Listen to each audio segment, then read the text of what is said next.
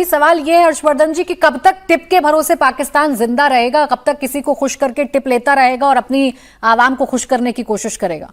नहीं, देखिए इसमें कोई कंफ्यूजन नहीं है। पाकिस्तान की पूरी इकोनॉमी ही यही है और वो एक जिसको कहते हैं ना कि टेरर इकोनॉमी, और जो दुनिया में एक डर है उस डर को कैसे वो एनकैश करता है। और उसको अगर उस शब्द में कहें जो बार बार हम लोग कहते हैं लेकिन बोलते हुए लगता है कि उसको वो शब्द ठीक है कि नहीं किसी देश के लिए, वो मूलतः ब्रोकरेज पर चलने वाला देश है, मूलतः दलाली पर चलने वाला देश है।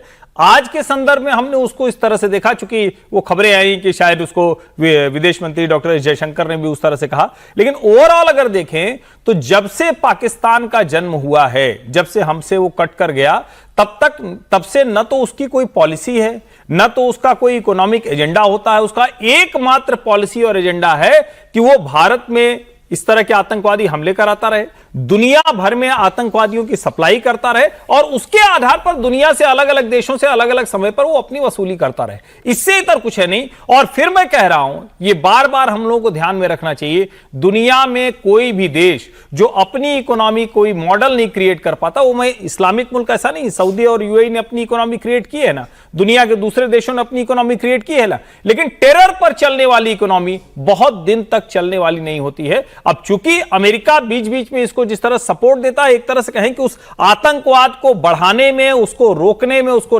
ढकने में अमेरिका की बहुत बड़ी भूमिका है, इसकी वजह से वो इस तरह से चलता दिख रहा है। अब देखिए, मुनीर सीज फायर कराने तेहरान गया था तो शहबाज शरीफ सऊदी अरब, कतर और तुर्की के दौरे पर थे। शहबाज शरीफ पूरे लाव लश्कर के साथ तीनों देश गए थे। सऊदी अरब में उन्होंने प्रिंस मोहम्मद बिन सलमान से मुलाकात की, तो तुर्की में राष्ट्रपति एर्दोगन से मिले, कतर में वहां के अमीर से मिले, लेकिन नतीजा वही ढाक के तीन पात निकला। न मुनीर ईरान को सीज फायर के लिए राजी कर पाया और न शहबाज शरीफ की डिप्लोमेसी कोई काम कर सकी।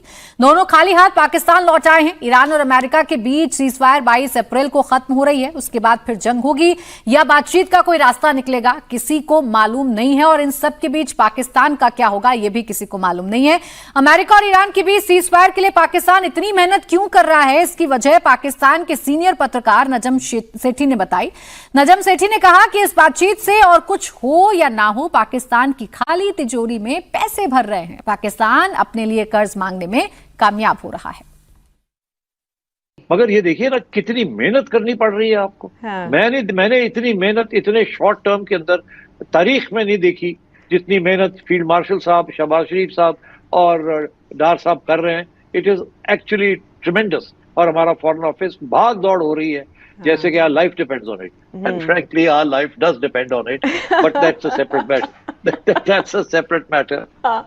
हमारी जिंदगी, हमारी लाइफ इसी पे डिपेंड करती है। लेकिन सेठी साहब ने कहा कि हमने सारी सिचुएशन का भरपूर फायदा उठाया। मुझे लगता है अभी थोड़ा फायदा उठाना बाकी है। जाहिर है जब आप सुलह करवा रहे हैं और जंग की सिचुएशन को डिफ्यूज कर रहे हैं तो आपको कोई क्रेडिट मिलने के अलावा डेबिट भी मिलना चाहिए, आपको वेवर मिलना चाहिए आपके लोन्स का, या जो आपके ऊपर मुश्किलात है इकोनॉमिकली उनका भी कोई ना कोई उसका वक्त आएगा। पहले कोई मुक्का हो जाए। तो क्रेडिट की जगह डेबिट चाहिए, यानी कि पैसे चाहिए पाकिस्तान को। मुनीर सीज फायर करा पाएगा, इस पर भले ही ट्रंप को भरोसा हो, लेकिन पाकिस्तान के एक्सपर्ट मुनीर की असलियत जानते हैं, इसलिए वो मुनीर के साथ साथ ट्रंप का भी मजाक उड़ा रहे हैं। इन एक्सपर्ट का कहना है कि ट्रंप अपने लिए नोबेल पीस अवार्ड चाहते हैं, जबकि पाकिस्तान को इसके बदले में फीफा वर्ल्ड कप में जगह दिलाना चाहते हैं, जबकि पाकिस्तान में फुटबॉल का कोई नाम लेवा तक नहीं है। आसिम मुनीर से और शहबाज शरीफ से खुश होकर डोनाल्ड ट्रंप ने एक बहुत बड़ा ऐलान कर दिया। बादशाह सलामत ने, डोनाल्ड ट्रंप का तर्ज अमल तो ऐसे ही है ना, बादशाहों वाला है, और हमारे मामले तो बिल्कुल ऐसा ही है। तो डोनाल्ड ट्रंप ने कहा, I want to repay great field marshal and prime minister of Pakistan for what they have done for the world and specially for United States. कि दुनिया के लिए और अमेरिका के लिए जो खिदमात सर अंजाम दी हैं। पहले नाम लिया फील्ड मार्शल का, फिर शहबाज शरीफ का। डोनाल्ड ट्रंप को आहिस्ता आहिस्ता पता चल गया इन दोनों में सीनियर कौन है और जूनियर कौन है। तो डोनाल्ड ट्रंप ने पहले नाम लिया फील्ड मार्शल का, फिर बाद में नाम लिया शहबाज शरीफ का। वो भी समझ गया कि अर्दली कौन है और ऑफिसर कौन है। तो फील्ड मार्शल का नाम पहले लिया, शहबाज शरीफ का नाम बाद में लिया, और ये कहा कि हमारे लिए बड़ी खिदमात इन्होंने सर अंजाम दी है, तो मैं इन्हें एक इनाम देना चाहता हूं। कोई एक आधी टीम बाहर निकालो फीफा वर्ल्ड कप में से और पाकिस्तान की टीम को फीफा वर्ल्ड कप के अंदर डाल दो।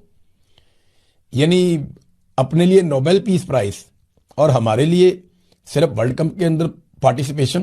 पता है पाकिस्तान टीम की क्या दुर्गत बनेगी? हमारा खेल ही नहीं है फुटबॉल भाई, हम तो क्रिकेट खेलते हैं। हमारे खेल और तरह के हैं, बॉक्सिंग खेलते हैं हमारे लोग, क्रिकेट खेलते हैं और बहुत सारी गेम्स खेलते हैं, लेकिन हॉकी भी खेलते हैं, लेकिन फुटबॉल नहीं खेलते।